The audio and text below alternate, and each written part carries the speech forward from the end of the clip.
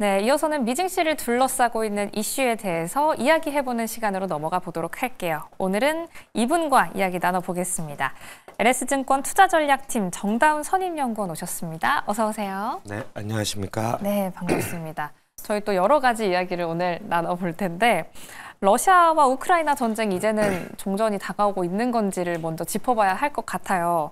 미국과 프랑스의 정상회담이 있었는데 여기에서 트럼프 대통령이 우크라이나 전쟁을 몇 주 안에 끝낼 수 있다라는 언급이 나왔습니다. 이 이야기에 대해서 또 어떤 더 많은 이야기가 오갔는지도 궁금해요. 네, 말씀하신 대로 종전에 대한 기대감들이 조금씩 올라오는 모습들이 이어지고 있습니다. 트럼프 대통령이 종전이 이제 한 수주 안에 나타날 수 있다라는 얘기를 했었는데 이에 대해서 이제 트럼프 대통령이라든지 마크롱 같은 경우 이런 얘기를 했습니다. 푸틴 대통령, 러시아의 푸틴도 이 우크라이나에 대한 유럽의 평화유지군 주둔을 허락을 할 것이다, 받아들일 것이다 라는 얘기를 했고 마크롱 역시도 이에 대해서 좀 받아들이는 모습을 보였습니다. 더불어서 이제 푸틴 같은 경우는 히토류와 관련해서 미국과의 협상이 어느 정도 진행이 되고 있다라는 얘기를 했고요.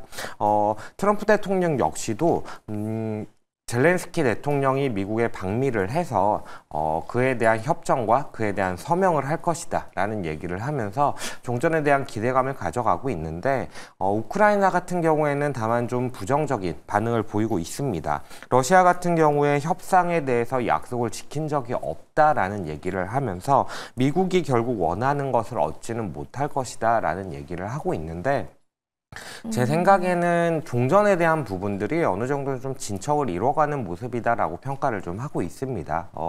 젤렌스키 대통령 같은 경우는 당연히 좀 반발을 할 수밖에 없는 부분이기는 합니다. 다만 그럼에도 불구하고 트럼프가 얘기를 한 대로 젤렌스키 같은 경우에는 선택지가 사실은 상당히 좀 제약적인 상황입니다. 그러다 보니까 결국 트럼프와 러시아가 좀 양자 간의 합의를 이끌어내는 부분들이 우크라이나한테는 어느 정도의 강요로 좀 받아들여지지 않을까라고 좀 생각을 하고 일부 뭐 미세 조정은 있을지언정 미국이나 러시아가 원하는 쪽으로 좀 흘러가지 않을까 이렇게 좀 생각을 하고 있습니다.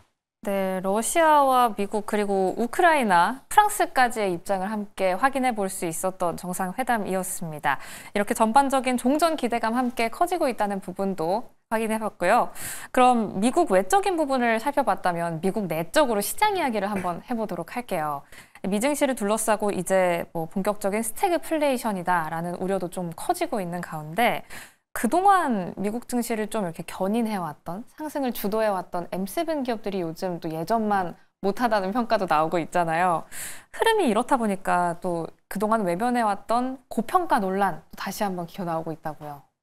네, 미국 시장이 상당히 좀 비쌉니다. 비싼데 왜 비싸냐라고 했을 때는 미국이 그만큼 좋기 때문에 비쌉니다. 장기적으로 미국의 밸류에이션 레벨을 결정짓는 게 뭐냐라고 하면은 미국이 다른 글로벌 국가 대비해서 성장률이 얼마나 좋냐에 대해서 이 부분이 사실은 밸류에이션을 결정짓는 가장 중요한 요인이다라고 저희는 좀 평가를 하고 있는데 여기에 대해서 올해 같은 경우는 기저효과가 상당히 좀 강하게 작용을 할 예정입니다. 미국 같은 경우는 독보적으로 미국이 좋았습니다. 미국 예외주의라는 말이 나올 정도로 좋았었는데 그러다 보니까 이 24년에 좋았던 부분을 25년에도 또 이만큼 성장을 시킬 것이냐라고 했을 때 그 부분에 대해서는 약간의 힘을 받지 못하는 모습입니다. 뭐 AI에 대한 부분도 이제 주말 동안에 마이크로소프트에 대한 부분들이 좀 밝혀지면서 약간은 우려가 섞인 시선으로 바라보고 있는 상황이고 그 이전에 이제 리쇼링에 대한 부분이 바이든 대통령이 IRA라든지 아니면은 칩스 법안을 통해서 미국으로의 공장 건설을 강하게 좀 장려를 했다라고 하는 부분들이 이어져 왔습니다. 근데 이게 금액으로 보면은 우상향하는 모습을 보이지만 증가율로 보면은 1년 이상 둔화됐거든요. 그러다 보니까 24년 말에 그리고 최근까지 미국 시장이 상당히 비싼 상황에서 이 기저효과, 베이스가 너무 너무 높은 기저효과가 작용을 하면서 조금은 둔화되는 모습이 나타날 것이고, 그리고 또 이제 비미국 국가 같은 경우에는 상대적으로 낮은 베이스에서 약간의 반등을 이룬다 할지라도 증가율로 보면은 높게 나타났거든요. 그래서 상대적인 성장률 관점에서 미국과의 비미국 간의 갭이 줄어들기 때문에 이 부분이 이제 높아진 밸류에이션을 지탱하기는 좀 어려운 국면으로 넘어가는 게 아닌가, 이렇게 좀 평가를 하고 있습니다. 그러면 정말 여쭤보고 싶은 게 많아지는데, 이렇게 고평가 논란이 계속해서 일고 있는데도 저희는 계속 미국 증시에 투자를 해봐도 괜찮을까요, 올해도? 네, 미국에 대해서 기저효과라는 부분 때문에 사실 좀 보수적으로 말씀을 드리기는 했습니다만, 미국 자체에 대해서 부정적으로 바라보지는 않습니다. 왜 그러냐면은 미국이 가지고 있는 강한 경기 체력이라는 부분은 사실 무시할 수는 없습니다. 25년만 놓고 본다면은 이 성장률 갭이 줄어드는 모습을 보이는데, 이를테면 이런 겁니다. 우리나라 같은 경우에는 24년 4분기에 0.1% 성장을 했어요. 그래서 여기서 뭐 25년에 기저효과가 강하게 반영된다고 해서, 물론 지금 시장 컨센서스는 1% 초반까지 좀 내려와 있기는 합니다만, 만약에 좀 반등을 한다고 해서 25년도에 2%, 뭐 2.5% 과도하게 친다면은 그 정도 성장을 한다라고 했을 때 이걸 과연 긍정적으로 바라볼 것이냐. 미국 같은 경우는 4%씩 성장을 하다가 뭐 3.5%, 3% 성장을 하는데, 그렇게 바라봤을 때는 사실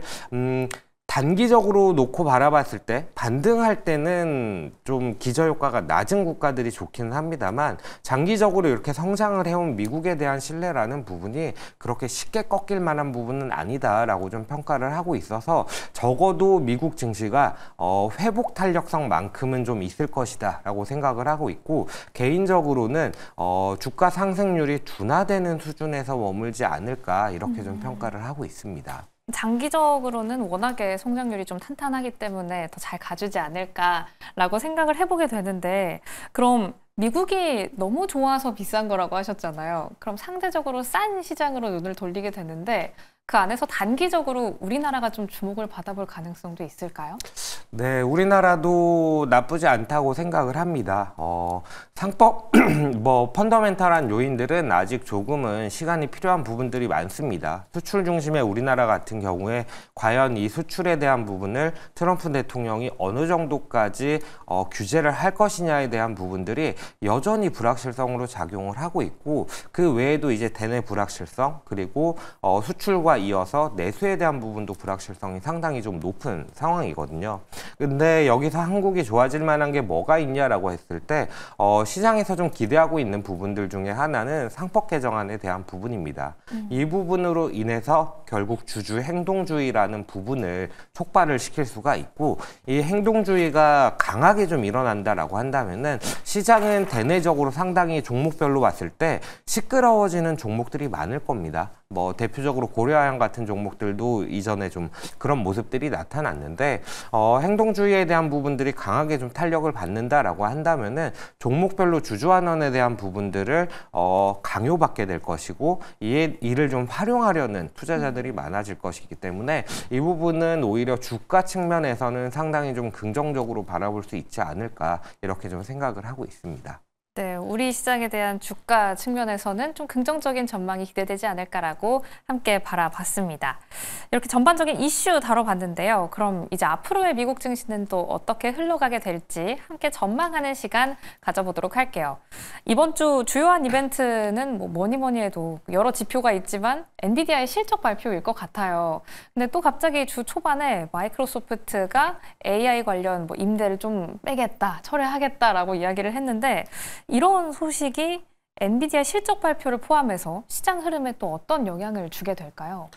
네, 말씀하셨다시피 엔비디아 실적의 어깨가 상당히 좀 많이 무거워진 상태라고 좀 보여집니다. 그래서 엔비디아 실적 발표 그리고 주 후반에 PC 물가 데이터 발표되는 것들을 앞두고는 시장이 약간의 관망세를 보이거나 다소간의 조정폭을 보이는 모습들이 이어지지 않을까라고 생각이 되는데, 엔비디아 같은 경우 사실 이게 컨센서스를 상회할 거냐 하회할 거냐 이런 부분들은 예측하기가 상당히 어렵습니다. 다만 조금 보수적으로 보고 있는 이유는 뭐냐면은 마이크로소프트에서 데이터 센터에 대한 계약을 좀 철회하면서 과잉 투자에 대한 논란이 좀 불거진 상황인데, 이와 맞물려서 또 25년, 26년에 대한 엔비디아의 실적 컨센서스가 약간은 둔화되는 그림을 보이고 있습니다. 그러다 보니까 이 부분들을 사실 엔비디아가 실적 발표 때 그럼에도 불구하고 우리는 돈을 잘 벌고 있습니다. 그리고 앞으로는 이런 성장성을 가져갈 수 있습니다. 라는 얘기를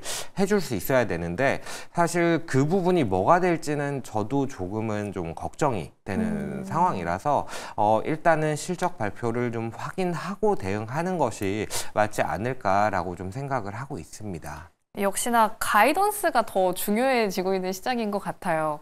우리는 이만큼 더 성장할 수 있다라고 이야기를 했을 때 그 내용이 뭔지까지도 함께 주목을 해봐야 할 것 같습니다. 이렇게 엔비디아 실적 발표를 앞두고 있는데, 엔비디아 외에도 또 함께 실적 발표를 앞두고 있는 기업들 짚어주신다면요? 네, 실적 발표가 일부 좀 예정이 되어 있습니다. 오늘 밤 같은 경우에는 홈디포, 인투이트, 워크데이즈 이렇게 3개 종목이 실적을 발표를 할 예정이고요. 홈디포 같은 경우에는 잘 알고 계시겠지만은 주택을 유지 보수하는 데 필요한 물품들을 판매하는 그런 회사입니다. 홈디포 실적들을 최근에 좀 바라보면은 6개 분기 정도 동안에 실적 발표 이후에 비교적 좀 좋은 주가 흐름을 보여왔습니다. 다만 이제 최근에는 주택 관련 지표들이 좀 부진한 모습을 보이고 있거든요. 그 근거가 그 원인이 뭐냐라고 했을 때는 결국 금리에 대한 부담이 강하게 작용을 하는 게 지금의 시장이다라고 좀 평가를 하고 있어서, 사실 홈디포 실적 자체에 대해서 시장이 기대하는 바도 그리 크지 않을 것이고, 만약에 컨센서스에서 크게 다르지 않은 모습을 보인다라고 한다면은 오히려 실적 발표도 실적 발표지만 그 이후에 PC 물가에 대한 부분들이 좀 더 작용하지 않을까, 중요하게 작용하지 않을까라고 생각이 되고, 홈디포 같은 경우에는 관세에 대한 부분들도 사실 좀 영향을 많이 받을 수 있기 때문에 관련 내용도 한번 좀 같이 체크해 보시는 게 어떨까 싶고요. 인투이트도 이제 실적을 발표하는데, 인투이트 같은 경우에는 마이크로소프트에 이어서 그리고 마이크로소프트, SAP에 이어서 글로벌 회계 소프트웨어 업체라고 보시면 되는데, 인투이트도 마찬가지지만 워크데이도 이 HR에 대한 부분들을 외주를 받아주는 그런 업체라고 보시면 될 것 같아요. 그래서 2개 업체에 대해서 좀 말씀을 드리고 싶은 게 뭐냐면은, AI에 대한 부분들을 같이 좀 활용을 할 수 있는 업체들이고, 그로 인해서 비용을 절감해 나갈 수 있는 그런 업체라는 측면에서 조금은 주목을 해보면 어떨까라고 생각을 하고 있고요. 곁들여서 좀 말씀을 드려보면은 저희가 주목하고 있는 것은 AI 인프라나 AI 칩 메이커 이런 데보다는 AI를 적극적으로 활용을 해서 수익화에 좀 기대를 할 수 있거나, 아니면 최소한 비용이라도 좀 낮출 수 있는 그런 업체에 주목을 해보는 게 어떨까라고 좀 생각을 하고 있습니다. 네, 전반적으로 엔비디아 외에도 함께 AI 관련해서 실적 발표를 확인할 수 있는 기업들 함께 짚어주셨습니다. 이렇게 전반적인 실적과 관련한 기업 상황도 점검해 봤는데요. 그럼 저희가 또 말씀해 주신 것처럼 PC 물가 지수도 앞두고 있는데, 또 확인해 봐야 할 지수로 컨퍼런스 보드 소비자 심리 지수를 또 이야기를 해 주셨어요. 여기에서는 저희가 어떤 부분을 짚고 넘어가야 하나요? 네. 컨퍼런스 보드 소비자 신뢰 지수 역시도 중요합니다. 이 부분을 제가 좀 빠뜨린 것 같은데, 지금 미국에서 갑자기 또 침체, 스태그플레이션 이런 우려들이 좀 불거지고 있습니다. 물가가 다시 좀 반등하는 듯한 모습을 보이는 가운데, 소비에 대한 부분도 약간은 부정적인, 부진한 모습을 보이면서 이런 우려가 좀 작용을 했거든요. 소비와 관련해서는 아시겠지만은 1월 소매 판매 데이터가 좀 부정적으로 나온 데다가 월마트 역시도 좀 그런 부분들을 우려하고 있다라는 부분을 자극했던 것. ISM 서비스업 지수, 그리고 또 미시건대 소비자 신뢰 지수 이런 부분들이 복합적으로 좀 부정적으로 나오다 보니까 우려감이 좀 자극이 되고 있는데 소비자 신뢰 지수에서 이런 부분들을 과연 좀 되돌릴 수 있느냐에 대해서 좀 체크를 해봐야 되는 게 현재의 상황이고 다만 소비자 신뢰 지수 같은 경우에는 최근에 한 두세 달 정도 완만하게 하락하는 모습을 보여오는 상황이라서 아마도 제 생각에는 분위기를 반전시키기에는 조금은 좀 힘들지 않을까 이렇게 좀 바라보고 있습니다. 네, 컨퍼런스 보드 소비자 신뢰 지수 지금까지 완만한 하락폭을 보여줬기 때문에 이 발표로 인해서 뭔가 크게 흔들릴 거다라고는 짚지 않고 넘어가도록 하겠습니다. 이렇게 전반적인 미증시 전망 함께 해봤는데요. 국내 증시에 대한 힌트도 함께 찾아보도록 할게요. 역시나 이번 주 엔비디아를 빼고는 이야기할 수가 없습니다. 실적 발표와 관련해서 우리 시장 안에서도 반도체, 2차 전지 이런 관련주도 주목을 해봐야 할 것 같은데 관련해서는 어떻게 보고 계세요? 네, 엔비디아 실적에 따라서 AI 반도체 업종들, 종목들이 당연히 좀 좌지우지되는 모습들이 나타날 것으로 보여지고 다만 저는 조금은 보수적으로 바라보고 있기 때문에 실적 발표 이후에 좀 발표를 확인하고 대응하는 관점이 어떨까라고 생각을 하고 있고요. 지속적으로 제가 말씀을 드리고 있는 부분은 시장에서 저평가되어 있는 부분 혹은 시장에서 과거 대비해서 좀 싸져 있는 업종들, 종목들을 좀 보자라고 말씀을 드리고 있어요. 미국 시장의 밸류에이션이 비싸다라는 얘기를 드렸었는데 이 상대적인 밸류 레벨에 따라서 사실 시장이 움직이고 있다라고 생각을 하고 있습니다.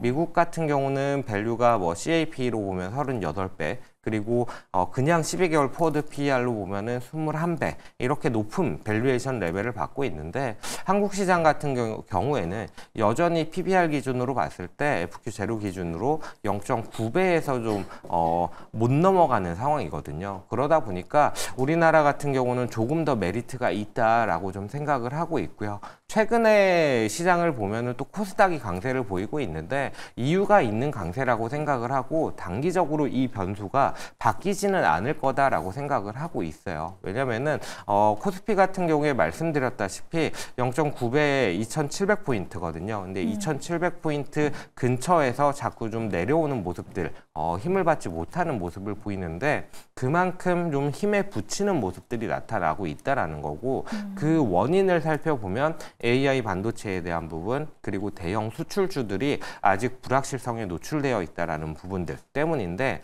코스닥 같은 경우는 엔터나 소프트웨어 아니면은 제약 바이오 이런 종목들이 상당히 좀 많이 포진이 돼 있어서 상대적으로 코스피 지수가 슬로우할 때 코스닥이 치고 나갈 수 있는 환경이지 않나 이렇게 좀 보여지고 단기적으로는 그런 부분들이 좀 더 이어질 수 있다라고 평가를 하고 있습니다. 그럼 단기적으로는 코스피 시장보다는 코스닥 시장을 조금 더 눈여겨보는 게 더 좋을 것 같네요. 이렇게 전반적인 시장 상황도 점검을 해봤고요. 특히나 엔비디아 27일 우리가 장 마감하고 실적 발표가 예정이 되어 있습니다. 확인하고 장 대응해 보시는 게 가장 좋을 것 같네요. 이렇게 전반적인 이슈와 미증시 전망 그리고 국내 투자 전략까지 함께 세워봤습니다. 오늘 도움 말씀은 여기까지 듣도록 하겠습니다. 지금까지 LS증권 투자전략팀 정다운 선임연구원과 함께했습니다. 오늘 말씀 감사합니다. 네, 감사합니다.